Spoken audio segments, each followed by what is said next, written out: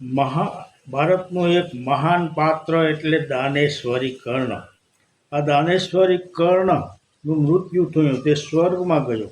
તો ત્યાં તેણે બધું ચારે બાજુ સોનું સોનું જોયું, આખો બંગલો સોનાનો. ત્યાં તેને ભૂખ લાગી, તો તેણે ભગવાનને કહ્યું, મને ભૂખ લાગી છે. તો કહે, તો સોનું ખા, તે સોનાનું દાન આપ્યું. ત્યાં જે આપો તે અહીં મળે.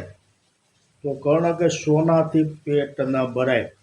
તો ભગવાન કહે, તું યાદ કર, તે ક્યારે અન્નદાન કરેલું છે? તો કર્ણ કહે, ના, મેં અન્નદાન નથી કર્યું, પરંતુ ધર્મરાજા યુધિષ્ઠિર જ્યાં અન્નક્ષેત્ર ચલાવતા હતા, ત્યાં તે એક ભૂખ્યા માણસને મેં આંગળી ચીંધી હતી કે તું ત્યાં જા તો તને અન્ન મળશે. અને તે માણસ ત્યાં ગયો અને તેની પેટની ભૂખ શાંત થઈ. તો ભગવાન કહે, તે જે આંગળી ચીંધી હતી તે આંગળી મોઢામાં રાખ, તને ભૂખ મટી જશે. અને ખરેખર કર્ણએ આંગળી મોઢામાં રાખી તો તેની ભૂખ મટી ગઈ. તો આ એક આંગળી ચીંધવાનું પુણ્ય કેટલું છે.